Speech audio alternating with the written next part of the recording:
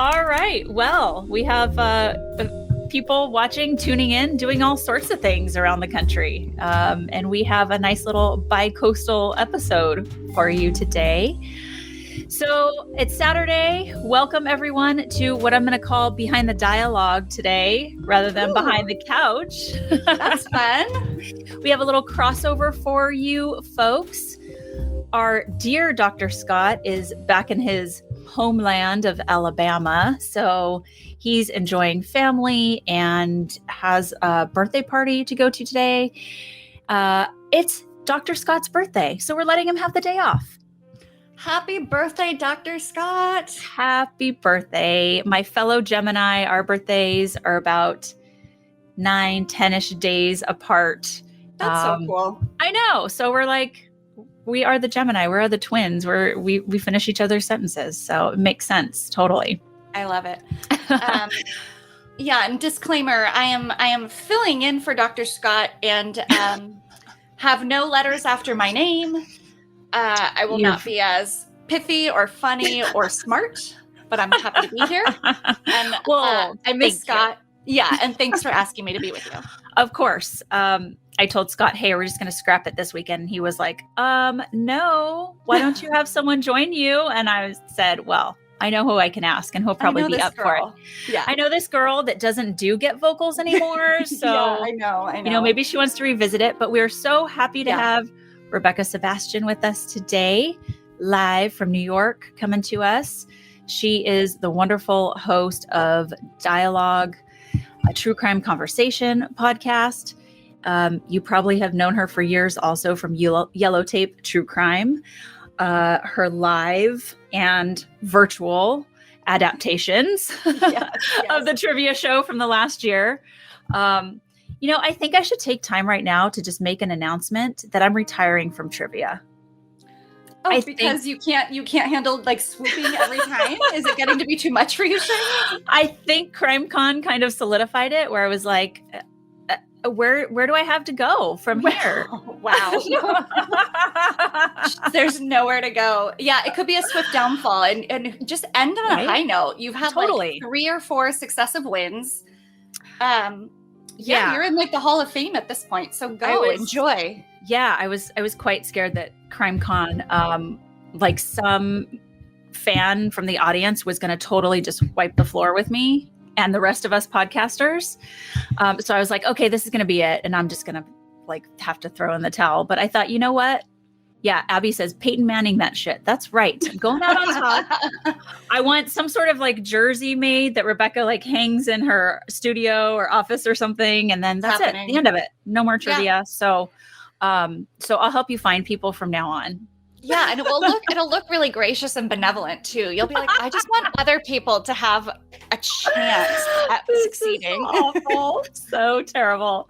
I think I'm just like really fast on a buzzer, and then I give myself an extra second to think of it. That's my strategy.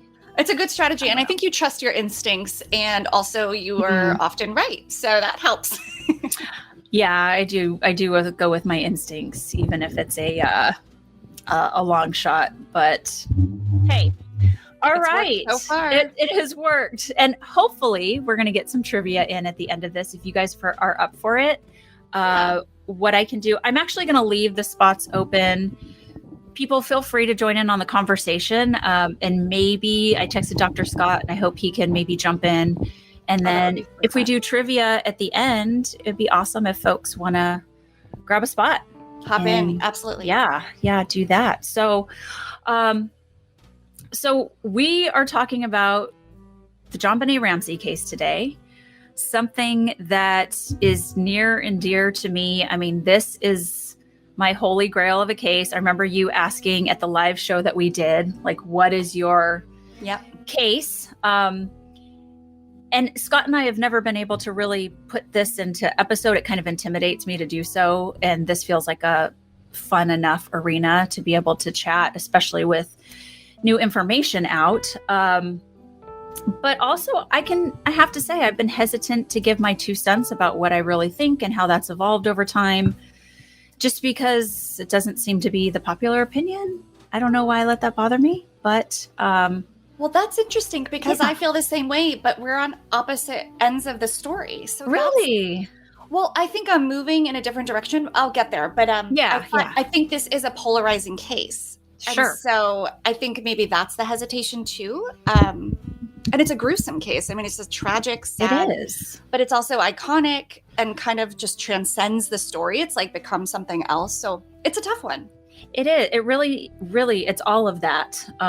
And I don't know how much you were kind of into this case when like it first happened. For me, it was a little bit afterwards because this happened the year that I graduated from high school. So I know we're right around in the same age. Yep. And it wasn't until probably about 4 years later that I was really sort of venturing into like the online sleuthing world and getting on the forums and getting my work done at work and then jumping on the forums when I was a police cadet to like see what was new. And I know I was just sort of talking to these other people from around the country with the theories. And here I went into my guest room and pulled all my JonBenet Ramsey books off the shelf. I remember seeing these when I stayed in that room at your house. I was like, he is hardcore. Oh, yeah. This was the first one that probably I read in like 20 or maybe like 1998, 1999. Wow. But anyway, there's a ton out there and they're still coming out. And I decided to do something else, but I was actually thinking about starting a book on it this last year. But I hope I don't have to because I hope some resolve happens. That would be kind of amazing. I was a big fan of you doing that book. But yeah, if we're getting closer to the truth and what really happened, obviously we would prefer solving the case if that happens sooner. Unless you can do that too with your book.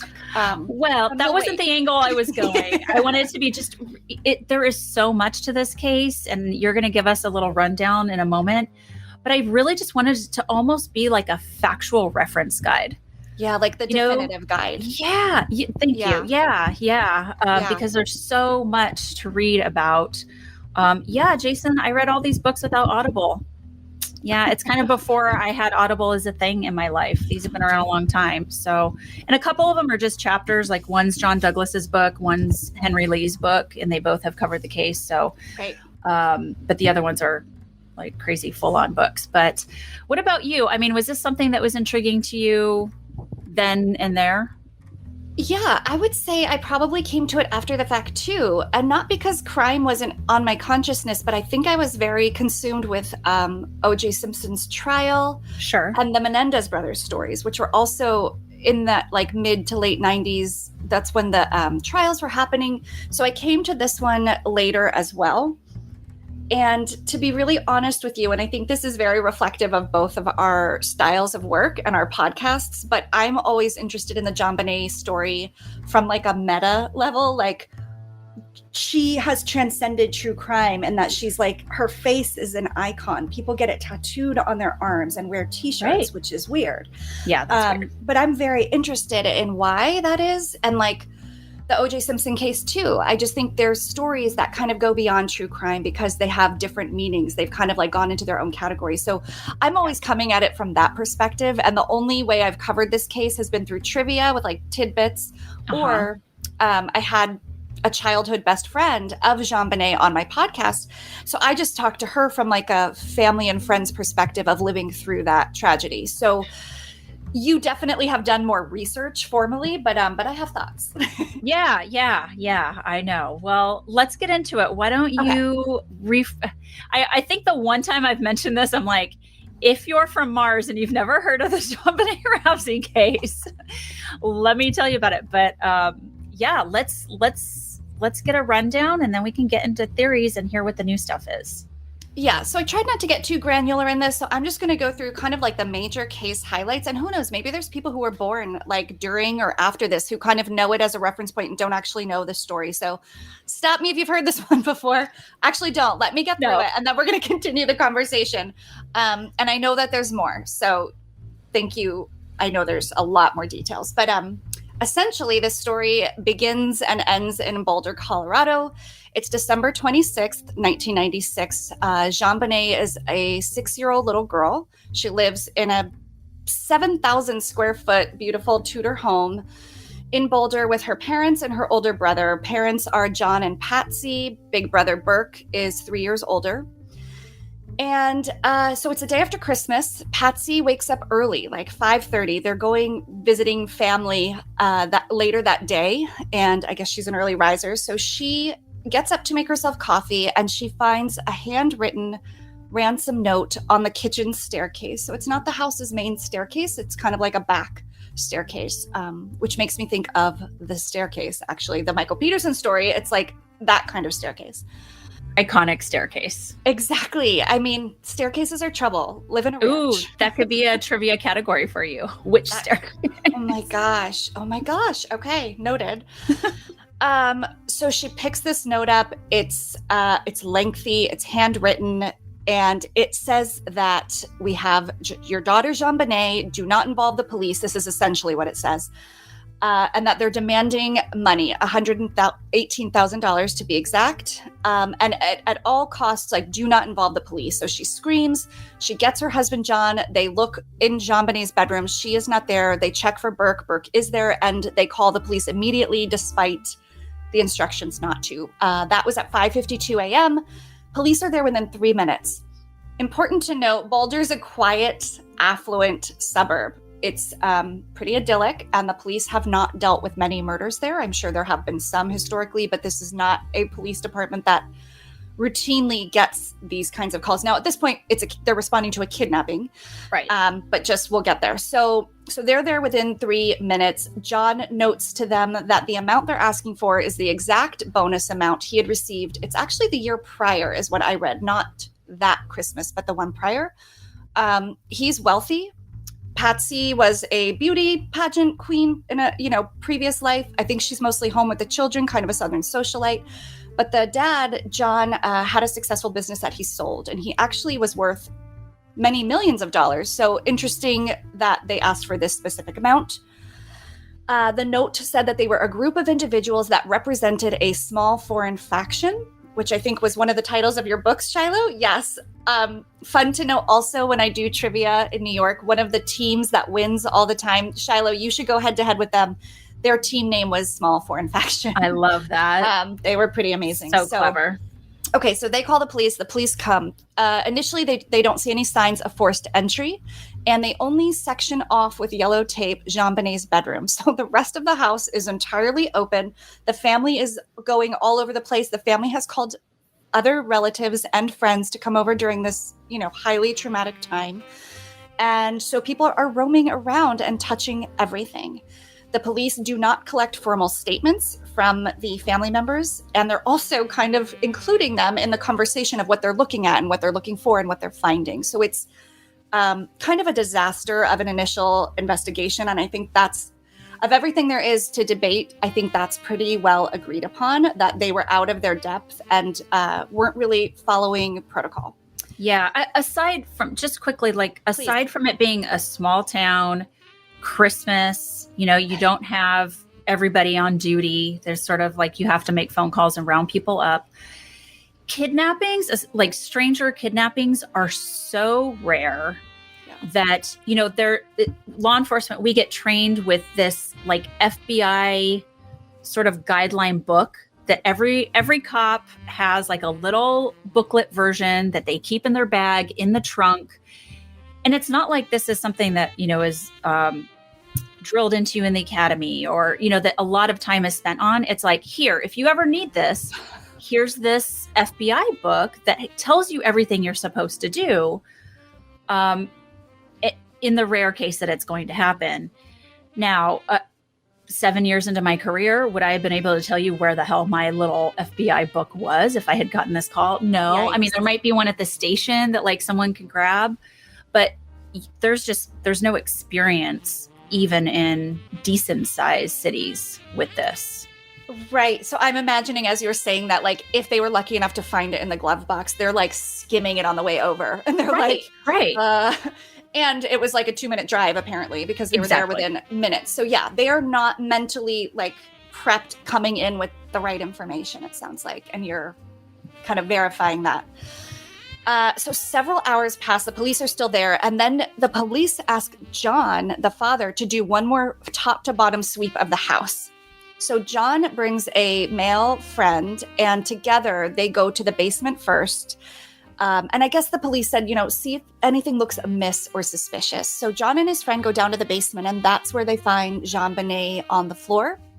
And it is clear she is no longer alive. And John picks up his daughter, carries her upstairs, and puts her on the floor in the living room next to the Christmas tree. Now, much has been said about this. And I think as a parent, who can fault a parent in that state and that shock of discovering their child to not A, touch them, B, hold them, and then bring them to where everybody is. I don't think the first instinct is, let me preserve the crime scene. It should have been the police's. Sure. They, a lot of things should have happened previous. So I don't fault him for this action. So he brings her upstairs. The autopsy a week later or so would reveal a skull fracture and asphyxiation, the official cause being asphyxia by strangulation associated with craniocerebral trauma. Her mouth was covered in duct tape. Trigger warning. This is, really awful. She was a little girl. Her wrists and neck were wrapped with a white cord. Her torso was wrapped in a white blanket. And there was not conclusive evidence that there was sexual assault, though much has been said about that later in Shiloh. You might get into that. I know there were fibers, and some might say there is evidence of that, but the initial autopsy at least said inconclusive. So we can get into more of that later. January of 1997, so actually it was New Year's Day, the family gives their first public interview. Now, it's only been less than a week since this happened, but this got, as you could imagine, national media attention. This is not a poor, marginalized community where, unfortunately, things go wrong a lot. This was like a high-profile, affluent, little, beautiful, white pageant girl, and photos of her pageant contest were leaked to the press. Like, the family did nothing else is going on in the news. And it's a Christmas is kind of dead. Think time Peterson's, for news. Exactly. Yeah. Like, this is why Lacey Peterson's story became so huge. It filled the news cycle. Exactly. So they go on to CNN. Something that was, and they didn't look well. I mean, why would they? So they got very criticized for that interview. And one of the interesting things that I thought Patsy said, and I wrote it down in my notes, is, America has just been so hurt deeply with this is a transcript, the tragic things that have happened, the young woman who drove her children into the water, and we don't know what happened with O.J. Simpson. I mean, America is suffering because they have lost faith in the American family. I think that was just like probably a reflection of her scrambled brain at that point. But interesting to bring OJ in it just because it's another iconic case around the same time. Sure. And possibly insinuating that like everybody thought it was him too, but maybe it was like not. I don't know. I'm interpreting. Right. So it's not until April 1997 that the police have the very first formal interview with the parents. Now, their DNA was collected. They complied with everything. They also did several handwriting analyses to compare against the note. So that all happened initially, but the first formal sit-down interview with law enforcement wasn't till April. And I just listened to a podcast with the older son. So it's kind of a half-brother to JonBenet. Yeah, John Andrew. John Ramsey. Yeah, John's son, John Andrew, from a previous relationship, was actually so excited for the interview because he thought, okay, is this when like the FBI is going to swoop in and solve this? And he was met with two officers whose business cards were, one was in auto theft and the other was in like drug and vice or something unrelated. And he just thought, we're never going to find this guy. Yeah, So like they literally don't even have a homicide they don't detective. have, and apparently they turned down help and offers of help from Denver and other jurisdictions. Yeah. There's my department that I worked for. We were so small. Like we didn't really have homicides. We had maybe one every few years. But what we did is we contracted with the sheriff's department here in Los Angeles. So many agencies do that are small enough to where it's too serious. I'm sorry. Like you can't just hand it over to your sex crimes detective or your auto theft detective. No, and I wonder if that's changed since then. I'd love to know if there is some like contracted partnership, I hope so. because that's another issue, unrelated, but in terms of police reform, that I get a little riled up about is like the humility to ask for help and to say like, we don't know everything, and could we please Totally. bring in some partners? Same. So yeah, let's look up and see if they've moved in that direction. But Boulder police say the parents are under a cloud of suspicion, and that was a quote to the public. So meanwhile, they are just getting like killed in the media, and the story and the narrative, because they don't have anything else conclusive, is that the parents likely did it. And statistically, the parents often do it. That is a very, I'm sure you can speak more to this, statistically a more likely scenario than the intruder. Absolutely. So while the police kept their eye on the family, there were many suspects. I think there were upwards of 150 just based on tips and leads that they were getting, some of which went nowhere, some of which, led to more investigating. The most notable ones were neighbor Bill McReynolds, who played Santa Claus at the party. The Ramseys had a huge Christmas party every year, and that party had taken place just 2 nights prior. So he would have been in the home engaging with all the children, lots of access. And lots of stories came out about him and his time with JonBenet. I can't see all the comments because my notes are up, but I see he did it from Abby. So there's lots of thought about him. Yep. Then there was Gary Howard Oliva, a registered sex offender. And you can probably speak more about him. And then I know this guy, John Mark Carr, who falsely confessed. They can't even tie him. They don't even think he was in the country. I think he was in Thailand or something. Unfortunately, in 2006, Patsy Ramsey passes away of ovarian cancer, and she passed away before they officially cleared the family. So she died under that cloud of suspicion and the agony of not knowing who killed her daughter. This is if you believe, she didn't, or she didn't know who did. In 2008, the district attorney sent a letter formally apologizing to the Ramseys, saying that they are cleared of any involvement, and they publicly apologized for placing the family under that suspicion. And I'm sure many things happened in those years. And then the next highlight was 2016. I have a feeling a lot of your audience probably watched this very, I think it was like outlandish documentary with CBS. Very controversial. Very controversial. Documentary by CBS, which insinuates, or more than insinuates, that Burke, the brother, likely struck her and the family covered it up. And it was this internal family story. And just an interesting note that my guest, who was friends with that family, whose family is still friends with the father, was invited to be, they wanted her to be on it, and she refused because she didn't trust that she would be able to speak freely, and she felt like it was going to get manipulated into a certain narrative, and I commend her for that. But yeah, that's sort of, and then I know there's been recent DNA developments and some exciting new theories. So there's basically the intruder theory and the family theory, and it's, like we said, very polarized. So that's the run. Indeed. Thank you. Sure. JonBenet Ramsey in 10 minutes. Yeah, exactly. Who knew it? Hard task. Yes. So let's talk about the current stuff and why this is even like on our radar right now again. So this December will be 25 years since she was murdered. So it's unbelievable to think 25 years. My gosh. That's big. Yeah. So May of this year, 2021, there's this huge announcement. And essentially, we haven't heard much, really haven't. There's a TV show done by Discovery Plus earlier this year, as well as a podcast that came out called The Victim's Shoes, who, let me back up. So this Discovery Plus documentary, hang on, I have the name here somewhere. Nope, that's the podcast. I'll find it. I'll get to it.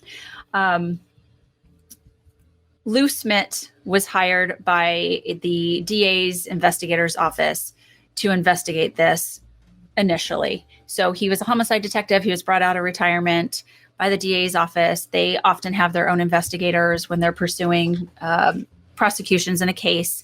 And he is the one that's totally known for having a strong passion behind the intruder theory. So he died in 2010. His family, like basically on his deathbed, he was still working on this case. He had a list of 8 suspects that he had narrowed it down to. And his family vowed to sort of take it on to continue investigating. His daughters and his granddaughters do a podcast called The Victim's Shoes, because he was always about putting himself in the victim's shoes. So they actually just go through very methodically evidence from his notes and his investigation. And then there's another podcast called The Killing of JonBenet, The Final Suspects, might have been the one you were referring to. Yeah. That is very much, I don't know if formally in production with the family, but there's a lot of John Ramsey and John Andrew Ramsey interviews. But essentially the family of Lou Smit has sort of partnered with some investigators who are carrying on the work. So what has happened recently is that the co-founder of this group, which is called JonBenet Investigations, who've been working with the Smit family, reported that they have a suspect who's been identified by DNA. So they have these 8 people on the list, and they have been going out and trying to collect DNA. They say that they have a match to the DNA, one of the DNA samples found on JonBenet's body or on her clothing. So DNA was found under her fingernails. Foreign DNA was found in her underwear, and foreign DNA was found on her long john, like leggings that she was wearing. So they said that they traveled to Colorado to obtain a cigarette butt. So we know it's a cigarette butt. We know they traveled to Colorado to get the match. And that this person of interest is linked to a Ramsey neighbor. So that's all the details that we have. Obviously, they're not putting out more information. They said as to not to scare him off. I think this is enough information to scare him off. Oh, yeah. I think every man in the Boulder neighborhood's like, you know what? I'm going to Florida. I'm retiring. Yeah. Right. I smoke Camel cigarettes. I'm out of here. Yeah. So, I mean, the name hasn't been released. Obviously, enough information has been released where this person, it sounds like they still live in Boulder. After I go through some of the theories and possible like suspects that have looked good, I mean, I guess they could have found an old cigarette for somebody that's no longer there or something like that. But who knows? But anyway, this information has been passed on to the Genesee County Sheriff's Department in Flint, Michigan. I don't know if that investigator is based out of there or if that's where the DNA was, where the lab work was done. I'm not sure what the tie-in is there, but the plan is that that's going to get passed on to the FBI and to Boulder Police Department. Okay. So that's where we're at with that. I just wanted to add, because people are talking about Burke, and I wanted to add that he sued CBS for that documentary for defamation because they really dragged him and it wasn't cool. He in fact didn't do it. So, and he won, and it was an undisclosed amount they settled out of court. So I just want to say that I think that was irresponsible of the production. Go on. Yeah. No, that's okay. So that's what we have. That's what we're all, I think, very hopeful about, that this actually leads somewhere. But let's talk about theories. Yeah. And this can be our area where we get to share our thoughts. Folks, please share your thoughts as well. So let's start with the family, that it was some sort of crime that happened at the hands of one of the family members. The most common theme or storyline that people like to go with is that it was accidental and that it was then covered up and staged to look like this sexual assault and this intruder. But let's talk about why that is.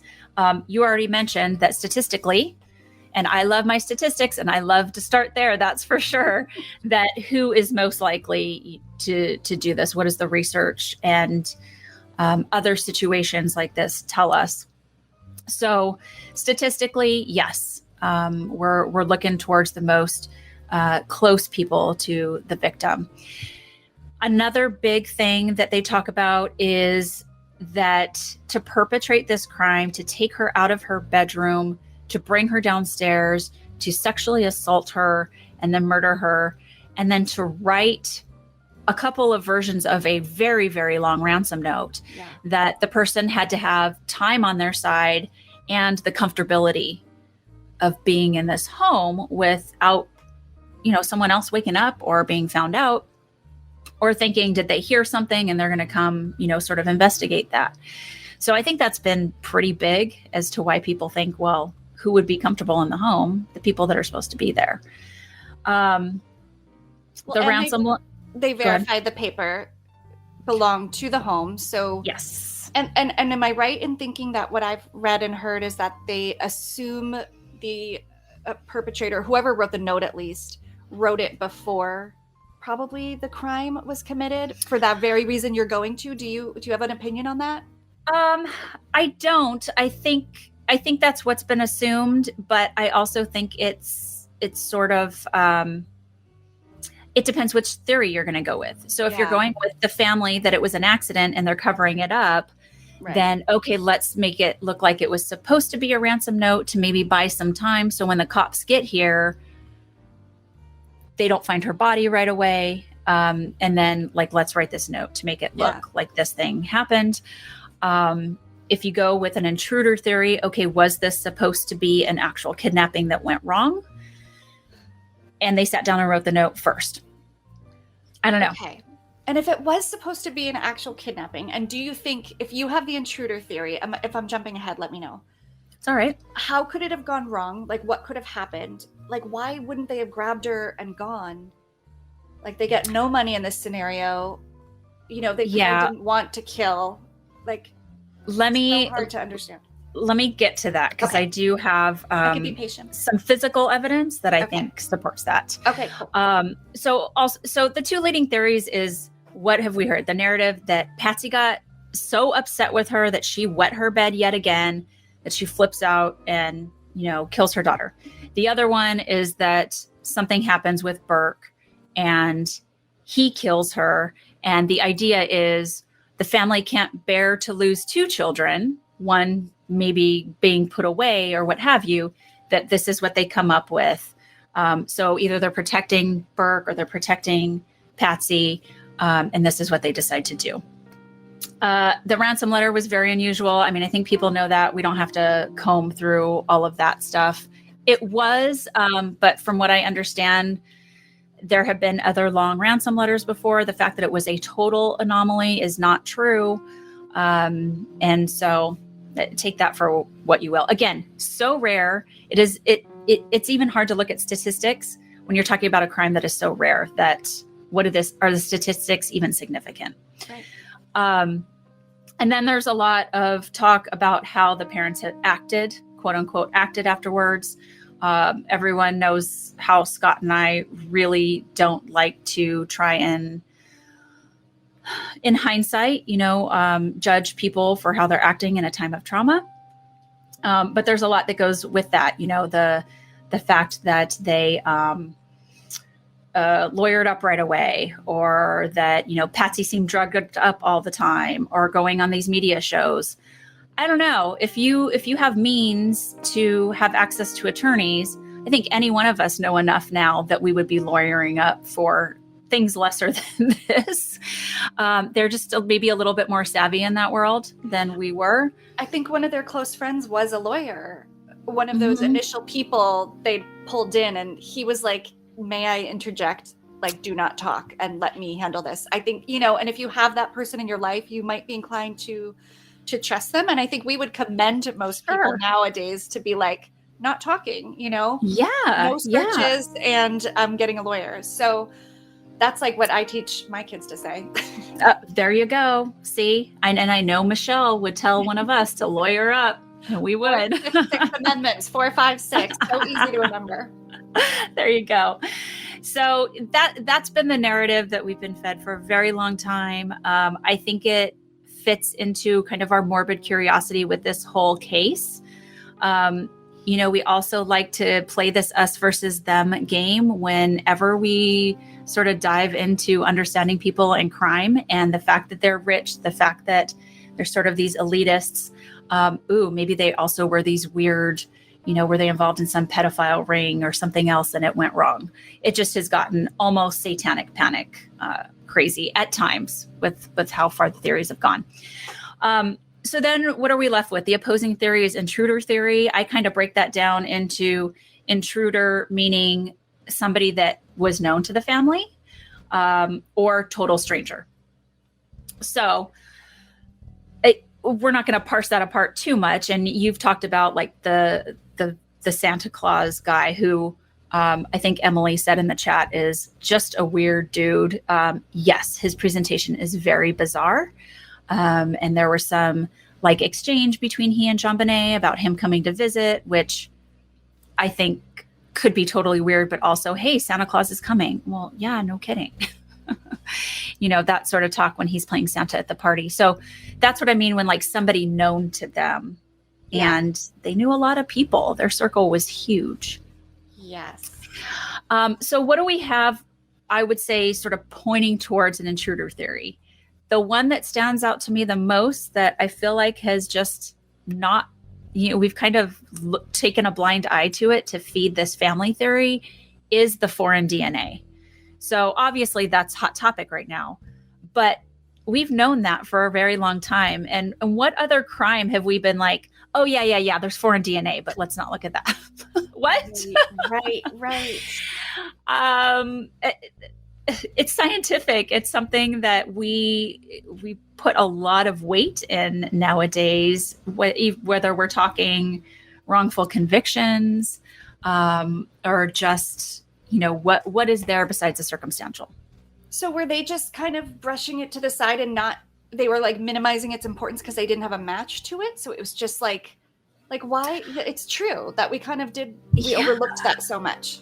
Well, and, there's been things that I've heard is like, well, if that was a newer pair of underwear, it could have been from the factory. But do we ever hear that in other cases? Right. I mean, of course. I think that's something that we have to consider with every crime. But I don't know. I just don't see it getting swept under the carpet so much. So I mentioned under her fingernails as if she had fought somebody off. Which is very sad because it gives you indication of, what was happening right before her death in her underwear, as well as on the long johns. And the long johns, the actual report that was conducted says that it includes genetic material from at least 3 people. JonBenet, the person whose DNA profile originally was located in her underwear. So those 2 are matching. Are you tracking with me? Yep. So during testing, and that's what they did in the late 1990s. And then at least one other additional yet identified person or person. So there's a third profile there that is, it could be a mix, or it's just a third person, an unidentified person. So there has been this idea of multiple perpetrators. There were multiple shoe prints in the basement too. Mm-hmm. Including the high-tech boot print was one of them. I think that this often gets forgotten too, is the unidentified palm print on the wall of the inside of that little basement room. Again, have workers been down here? Sure. I mean, that could be explainable. The DNA to me speaks louder than this palm print. There's the flashlight that didn't belong to anybody that was left on the kitchen counter, the big mag flashlight, which... Isn't that what they accuse Burke of maybe using? Yeah. To strike her? Yeah, I think that definitely is in the lead for the potential weapon. But I certainly know if there's a giant mag flashlight in my house and where that belongs. I mean, that just, I don't know how any more obvious that could have been. And in the kitchen, just right out in the open. Yeah. This is kind of going back to what you were asking before. So if you guys remember that there was in the basement, the room she was in, but the adjoining room, there was a window that led up to like a grate that led to the ground level outside the grounds of the home. So the window was broken. There was a scuff mark on the wall underneath it. And then there was a suitcase underneath it. I'm so glad you're bringing up the suitcase. Sorry. Yes. Yeah. No. That's okay. That's what I'm getting to. I'm getting to the good stuff that you were talking about. So the suitcase is underneath it. Lots of people are like, okay, that looks just like somebody needed it to step up and get back out. And then you kind of think, okay, the scuff mark makes sense too, right? If you're trying to get up there. So there were blankets inside the suitcase. There were fibers that matched the blankets on her nightgown or the clothes that she was wearing. So the idea here is that she may have at some point been put in that suitcase and tried to get her out that way. Whether she was alive or whether this was post-mortem, I don't know. But to me, it says somebody tried to get out of that house with her, likely through the window, and possibly she was just too heavy. They couldn't manage it. It's not a huge window. A man can get through it. Lou Smith demonstrated that could be done. But the fact that those fibers match, I think that, and, or, at some point she was sort of wrapped in it, but why then unwrap her if it was just covering her in it? Okay, 2 questions. I see some comments about asking the glass. So we think it was broken from inside the basement out or outside in? I don't remember which way the evidence shows if it did at all, because there was also, John said he had to get in through there one time when he locked himself out of the house. Yeah. So, so I don't know if it was previously broken, if he had to break the glass before. But he even admitted that, that was something he had to do on occasion. And then my next question was, I've read this tidbit in some places and not in others. So I'm wondering if it's verifiable. And if you know, in that same suitcase, I've read that blanket did have semen on it. Is that and it might the not blanket be inside the suitcase? I don't know. Because I think you would know if there was. I think this might have been something I read that wasn't super reputable. Right. That would be big information. Yeah, definitely. Okay. So aside from that, during the investigation, sort of the aftermath of this happening, the Ramseys hire FBI profiler John Douglas, who was retired by then, to investigate this. And he's the best at what he does. At this point in my mind, back then, I was still thinking, oh, it's the family. I can't believe that they paid him to do this. He took the money and he told their story. That was my outlook. Wow. Now I have evolved from that. I'll use a politician's word. I have evolved from that. He definitely supports the intruder theory. And I kind of go back to thinking, if I had killed my child and covered it up, would I hire the best profiler to come investigate it? I know money talks, and I don't have any reason to think that John Douglas is just a whore for whoever's paying for him to investigate something, that it's going to go that way. I highly doubt it. He has quite the reputation to protect. Yeah, that would tarnish his work. Totally. Yeah. But I mean, there are a lot of things have happened. Yeah, there are a lot of high profile people in that CBS documentary. Yes. Yes. People that I know, people that I respect. But I'm just, that sort of thinking is like, wait a minute, like they're going to hire him to take a close look at this and he's the best at what he does. I don't know. Hey, Dr. Jill, we can see you and we can hear something unzipping. Pantry. Hi, Jill. Hi. How are you? Hi, Dr. Jill. Where am I? I'm just making sure you are doing this on purpose to be here. No, I did not. Well, hello. It's so great to see your face. What a happy surprise. Hi. Scott's going to be sorry he missed you. That's so funny. I made an appearance finally. I know. Fantastic. Thank you. Oh, good. Are you packing? Because I heard a zipper, like a suitcase or... Computer. Are we watching a crime in action? It's a crime. Oh my gosh. And now I'm caught. I've outed myself. I know. All right, I'm going to go away. You guys. Okay. Come back and do the real thing. Bye. Get out of it.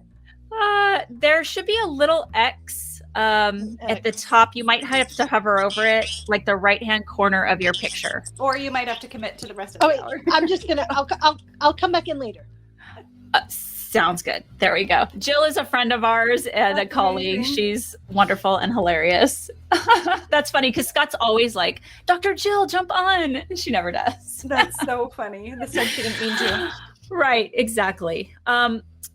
So here's the other kicker that, with really kind of reflecting on if a parent is covering this up, and you're a mom, I'm a mom, again, without, I know a lot of times we're like, well, you just can't get into the head of these killers because we don't think the way that they do. Past behavior is always the best predictor of future behavior, right? There's nothing that I see in the background that I know of these two, and I know I don't know everything, that makes me say, ugh, potential for violence here. Okay. If it was a cover-up by the family, as a mother of, young children, if one of them accidentally killed the other, or if you killed your own child in some sort of impulsive rage, and you and your husband come up with this plan to stage it as this cinematic kidnapping, maybe for the purpose of, we got to keep the rest of the family together, we'll hold this secret forever. Okay. Could you go as far as sexually assaulting your own daughter with a paintbrush to make it look real? No. I mean, that to me is like, haul me away to prison for the rest of my life. No. I don't know why that scenario just keeps running through my head, and that question of that seems way too far to it's take the only this. scenario I could see it. Well, no, I could never see the enacting that to support a story, but I could see if they found out somebody close to the family did that, covering the whole shebang up. If it was, say, like older son of the dad, which I know came up, but I think he's been cleared. Yeah. But if that was discovered, like, I could see them not wanting to destroy the family reputation further or whatever. Right. But no, I don't see them enacting. I mean, I think that that would be a really, quite an antisocial, if not psychopathic trait, to be able to do something like that. This horrible thing happens, even if it was an accident from another family member, but to further, and sorry, like, just further desecrate the dead body in this very specific sexual way is just that's just too much for me. Yeah, no, I agree. So, I mean, I think that's where I kind of lie, is just that piece. And Scott and I talked about in our episode on wrongfully accused parents. Yeah, that's how it was. Not wrongfully convicted. I think that's the only time that I ever made mention of, like, if the Ramseys did not do this, what kind of hell have we put them through for 25 years? I was thinking about that a lot today, and how this poor woman, if she really, knows nothing, died under that grief and that suspicion and the horror and the trauma. It's terrible. But before we go any further, so can you confirm that the sexual abuse or assault would have happened post-mortem? Because if it was before the murder, then that does change it. Like, if it was somebody they knew that did the abuse and then she was killed, and they don't want that to come out either, that's different than if it happened post-mortem, right? So do we know that? I can't. I don't have that that piece on the tip of my tongue. So, but yeah, I think that could change for sure. But just kind of going with that lead theory of that it was staged and sort of covered up, and I don't think it was. And I hope it's just so brutal and so horrific that I hope at some point, she was knocked unconscious before sort of the final things were done to her. But yeah, the stranger intruder theories, I think, is really interesting to look at, because you do have sort of this, obviously there's a pedophilia flair to it, if this is not a stage cover up. There's kind of the beauty pageant ties that people always like to talk about. John Mark Carr was absolutely ruled out, even though he was a former school teacher who was on the run as a child pornography offender and he was in Thailand. they quickly ruled him out when they extradited him back to the U.S. I always have really liked Michael Heldegoth as a suspect. I think he was one that I learned about really early on, and I can't even remember what it was that I saw him on or saw him talked about. But he's the guy that worked at like a local junkyard, and right before Christmas, he was talking about, oh, like I'm going to make a bunch of money. Me and a buddy are doing this thing. It's going to make us a bunch of money. And then his girlfriend was talking about how he was acting very strangely after Christmas. He ended up dying by suicide. Well, the suicide's very mysterious, but he ended up dying by suicide right after the district attorney held this big press conference, which was the verbiage that he gave at that press conference was very deliberate and had been worked on by the FBI's behavioral analysis unit. So he's talking about like, we are going to find you. You're going to be the last one on the list. Like this sort of thing, like very talking to the perpetrator through the television cameras. I don't remember so this guy dies by a strange sort of suspicious suicide. The way he was shot was a little odd. But he possessed a taser and he possessed a pair of high-tech boots. I'm sure a lot of people in Boulder had high-tech boots. Yeah, I'm glad you brought the taser up, because that is one thing I remember hearing today that I'd forgotten about. Like, taser's not super common household self-protection item, I don't think. I don't think so either. Right. Dr. Scott is in the house, by the way. What? He's in the room. Well, jump on and say hello, Dr. Scott. Come on, birthday boy. Tell us your theory. Don't be shy. Maybe you've had a beer or two at this birthday party and you can really let loose and tell us what you think. Yes. Shiloh, if you had to like come down really hard on this, would you say intruder known to the family or intruder stranger? Oh, you're going to make me parse it out even more? Yeah. I just your gut, even just like your gut on that. Known to the family, although it might be indirect. Okay. Might be indirect. Okay. I don't know if it was someone in one of those tight circles to them. Someone on the peripheral. But there's another guy, Glenn Meyer, he is also dead. He died back in 2005, I think. But he was living in the basement of one of the Ramsey's neighbors. JonBenet had these neighbors and they were kind of elderly, but they would babysit her every once in a while. He was living in their basement for a while. And I get, it's hard to believe, like if you can't pinpoint the evidence, hence the reason I wanted to like write a book and document this. Happy birthday. Hey, happy birthday. One of my best friends from high school, Lisa. Hi, my gosh. Hello. Have you solved the crime? Almost. We have like we figured it out. We're gonna announce it formally after. Rebekah, thank you so much for sitting in. I can't thank you for. I'm not worthy of you as a replacement on the show. So thank you. Crazy. Oh, I'm so happy to be here. Thank you. Anytime. Mwah. Aw, have the best time. Bye. Bye, Lisa. Is that a Hawaiian shirt he's wearing? I don't know if I've ever seen him wear a Hawaiian shirt. In the South, he is like going for it. He is all in. I love it. So this guy, Glenn Meyer, that lived across the street during that time, had like a photograph from the Navy Avenger aircraft or something in his basement that had the lettering SBTC on it. Oh, right. I know, which was how the ransom letter was signed off. That is a big mystery of that letter. Oh my gosh. I know there's like, you can go on Reddit. Wild. And see what people think that means. Isn't there like a cult tie-in theory? Like there's some dude that's kind of culty that... I've heard of a biblical reference. I don't know if I heard a cult one, but it could be I think there's a cult one. Oh, I've got to. We will have to research that, and then I'll come on. I'll do a bonus episode for you. We'll talk about that. Yes, done and done. But he after she died, he kind of had this little strange shrine to her, according to his wife, and his wife was like, "Yeah, I believe my husband could have killed her." So. But then that would negate what's going on right now, right? Because they wouldn't be going after the DNA of dead man, or would they? Well, to find out, heck yeah. But yeah, so it could be. Does he have old cigarettes laying in the basement over there? I don't know. He's got a lot of other creepy stuff. It sounds like.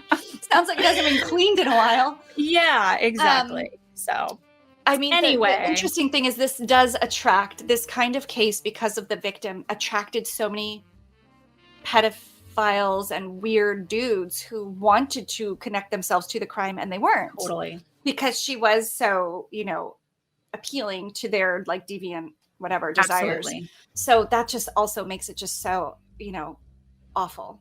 Yeah, I know. It's like it was like moths to a flame, really. Yes. Yeah.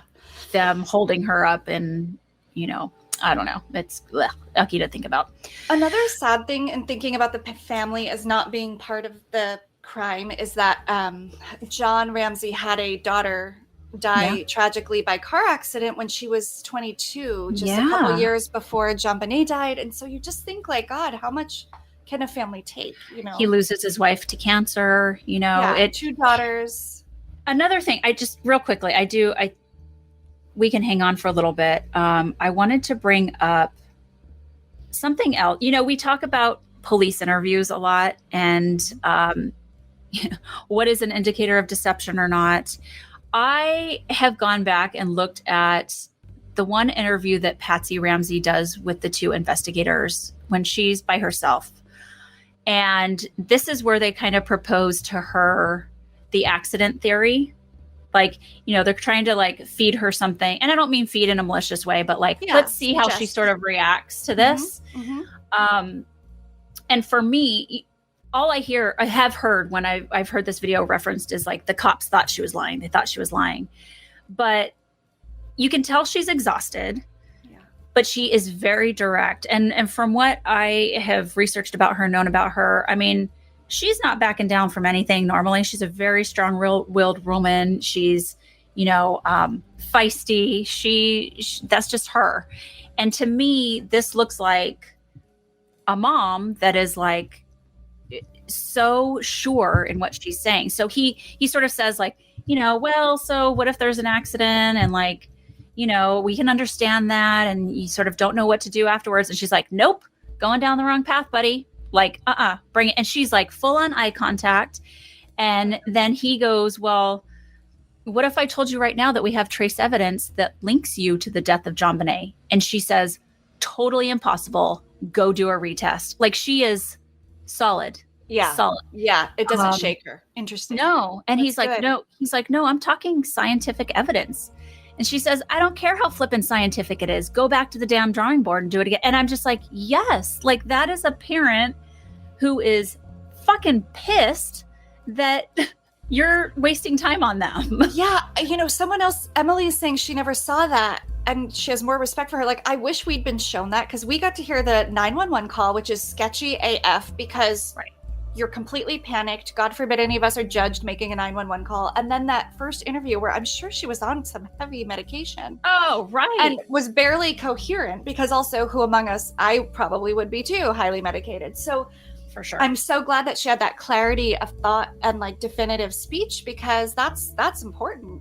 A lot has been done around that 911 call too. Oh my gosh. And it's just, how much have we been fed by theory and experts weighing in? Like I said, that CBS documentary, you got Laura Richards, you got Jim Clemente, you have Henry Lee, who in his book, I was actually very grateful to read his take on it, because he's such a just scientific, going by the evidence. Sorry. Yeah. But he says essentially in this, he's like, this case will never be solved because the evidence was too jacked up by the cops. And I'm okay with that. Like I said, okay, that's neutral. Like he's taking his expertise and he's saying that. I don't think he was as like pushy in this CBS show to say like, yeah, this is what it was. But I don't know. We've been told a lot of different stuff, and like the 911 call. Yeah, and that you can hear Burke in the background. All these audio experts have dialed it up and jacked it up to hear it more. But that CBS show really lost me with like the smashing of the watermelon. Do you remember this? Oh, I do. Unnecessary. Did we need to do that? I know. That is that gets me in terms of like telling a true crime story. I think that's like really Mhm. shitty. Yeah. Should we change the tone a little bit and see how much we know about this case? If someone wants to jump in and grab a spot, please do. This is going to be Let me fun. find my questions. I just have a few. We'll just do a couple. That's cool. or like Okay. a That's a good way to handful. wrap up. We call this Ring Around the Ramsey. Abby said, shit, let me park. Pull over, Abby. Get on up here. Pull over, put your hazard lights on. It's a it's How an do you want to emergency. do it? Do you want me to wait for a couple people to get on, or just see who pops in, or who wants to Yeah. comment? If someone's know. gonna pop in, that would be great. Please do it. So some of these otherwise- might have come up like in things we talked about. Some might not have. So it's, Oh, I you know what we think can that's talk about real quickly is that article I sent you yesterday. Is anybody watching Cruel Summer? oh my gosh, that was so interesting. I am watching Hi, that. Abby. Hi, Abby. Yeah. Look, I got one Hey. of these little stand things. I don't have the whole Oh, thing. you're fancy. I like it. Yeah, so Cruel Summer. Can you give us like a rundown of what it is, Rebekah? Ooh, Is it like a Oh, you're not young watching? adults? It's like, definitely YA, and I'm definitely watching. It takes place over 3 summers, so it kind of goes back and forth, or maybe 2. It goes back and forth. It's mid 90s because the 90s are in again. All So right. the fashion feels very right now, but it's actually like from my youth. So it takes place. There's a girl who's kidnapped, like the popular blonde, pretty white girl, Southern. That alone is kind of already like a JonBenet like Easter egg. But she's high school, and then basically this other girl, like the not cool girl, the like nerd, gets cast into suspicion when it comes to light that she saw her captured in the house with this principal, this teacher, and never said anything, and she allowed her to stay captive because she basically assumed her identity and became the new it girl, and she took that girl's boyfriend. But then it kind of flips it around, and I won't do too many spoilers, but it's basically going back and forth between when the crime happened and then after. And it's like, who do we believe? Which girl? And it all happened this one summer. Sounds kind of fun to watch, a little campy, but it is campy and fun. It's losing me a little. It was better in the beginning, but I'm going to see it through. Don't worry. I won't. Yeah. But supposedly there's a bunch of like true crime Easter eggs from real stories in it. So which went over my head, but then I read the Pop Sugar article. I'm like, oh, I see them. I could see them. All right, Abby, turn your mic on. Okay, Abby. I'm here. Okay, so I'll ask a question, and then Abby, if you know it, you can answer. And then you could ask the audience for help, I guess. Okay, perfect. So if you were here tonight, you'll know this one. True or false? Prior to JonBenet's death, John Ramsey's daughter from a previous relationship died tragically at age 22. True. It is true. She died by car accident in 92, so just 4 years prior. Melinda? Was her name Melinda? No, Melinda's alive. It was Elizabeth. Okay. Yeah, I think Melinda is alive. Yes. JonBenet's kidnappers asked for a very specific amount of money, Abby, in the ransom note. How much money? Oh my god. I just know it was the you were saying it was the bonus from the year before. But Mhm. like 156. Come on, girl. You got That's it. close. 156? That was close. 2,000? It's, looks it's 152 or something like that. That's close. Tori got it. In the audience, did someone get it there? Yeah, Tori got it. It's 118,000, but that was good. You were in the right vicinity. Yeah. Getting there. Does anybody else want to pop in with Abby? Feel free if you're commenting and you want to get in. Okay, this is a good one. We've talked about the fact that the ransom note was long. How long was the ransom note? This is multiple choice. Was it 1.5 pages long, 2.5 pages long, or 3.5 pages long? It was 2.5 pages long? Correct. There were 3 pages, 3 papers on the stairs, and 2 were completely full, and then 1 was halfway. I just know it was more than one because 1 would have been like okay, and then there 2 is a little bit much. Yeah, 1's reasonable. Three and a half. I mean, ain't nobody got time for that. Right. No. Who's writing an essay in the middle of a freaking kidnapping or whatever? Yeah. Exactly. What fruit plays a role in JonBenet's murder investigation? Pineapple. Pineapple. In Jeopardy. Just bring in Scott's. This is when Scott needs to jump on with his Hawaiian shirt and a drink. I know. Okay, what is the title? This is the last question. Abby, you're winning. Abby, what is the title of the 2017 Netflix documentary that depicts JonBenet's murder and its lasting impact? Oh God, it was just I don't remember. I just know it's That was a weird one. I watched it. It was so I feel weird. like it was really cool though. Like I like the different perspectives because like it really puts into perspective really even any case that you can think of, especially that we just do not know the resolution of all the possibilities. And like really we did not know what was going on. Yeah. Like, so do you know the name? I don't. No. Okay. Oh, Does anybody who killed JonBenet, right? Or something like that, right? No, this was a Netflix one. We might be talking about a different one. This one took kind of a different angle. Does anybody? I can't see the comments. It's the one where they hire a bunch of different actors. Oh yeah. Right? Okay, so we are talking about the same one.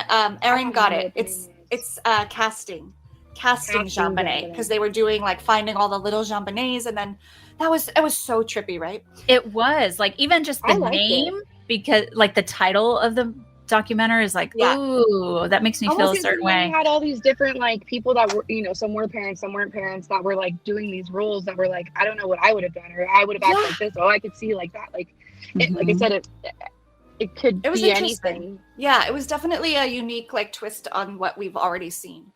Well, that was my trivia game. Thanks, Abby, for playing. Great job, Abs. Nice. Way to show up. Way to show up and kill it. I mean, is it a Rebekah appearance without trivia? Always got to do a little trivia. Abby, if you can give Shiloh your address, I'll send you some stickers. Yeah. Woohoo. Thank you. We'll probably see you next year in Vegas anyways. Oh, yay. I think I have Abby's address. I think she's no, I don't know if she's a Patreon member or not, but we'll get it from her. We chat all the time. Wow. Well, this was a lot. We covered a lot in just over an hour, but one last question. Yeah, please. Oh, yes. Do you think we'll find out this year about the DNA update? Yeah. Right? Yeah, they're on I think so. Yeah. I am more than happy to be patient for the people who are doing the work to do it and do it properly and check. And you kind of get one shot at this to make the big announcement. You don't want to exactly because how many times can you sort of cry wolf or put someone on the radar and then be like, just kidding, there's not enough for that. Yeah, it's time. I mean, 25 years, I would love to see it this really year. Yeah, that would be kind of profound if it happened this year, like before that mile marker in December. Absolutely. And I'm so happy, John Ramsey's still alive and that he would be able to see that. So, oh my gosh, seriously. What if they find out it's like someone who's done other murders? Oh my gosh. Yeah. I mean, if it just opened up this whole other can, I don't know. But we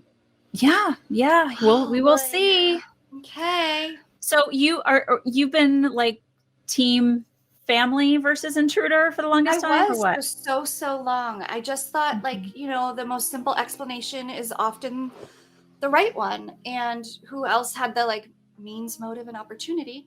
The motive is unclear, but if she was obsessed with perfection, and then that would extend to not wanting her other child to be looked at as a murderer, it kind of fit for me. But I think like it's evolved for me, and I've matured and learned some things. And obviously this new information with the DNA really suggests it's outside of the family, but local, which I can buy. Like, I feel like this was someone who was close to that circle to know. I mean, the things in that note about you're not the only big cat or fat cat or like some weird things, like there is some knowledge of like who he was and, so envy or something like that. So yeah, I think I can move past it being the family for sure. Right. It will just be, I mean, if it is truly somebody that is still living there, I mean, to me, that's just like, wow. That's shocking. You've really thought you've flown under the radar for all this time. And hopefully it's like a Golden State Killer thing where they're knocking on his door one day. Yeah. And who knows what else they'll uncover. And I will say that the girl that I interviewed and another producer who worked on a Ramsey story, one of the, not casting JonBenet and not the CBS one, a different show, he got very close to the family. Both of them just, emphatically feel it is not the family, just on their gut level, not investigators, just Sure. they just don't see it. So there's that. Yeah. Well, thank you so much, Rebekah, for joining. Always a pleasure. Good to see you again, even though we were just together last week. CrimeCon was a blast. It was an experience, that's for sure. Yeah. Definitely. So, all right, everyone. Thanks for joining us on this Saturday. We appreciate it. And we'll see you at the next Get Vocal. Take care. Bye. Bye.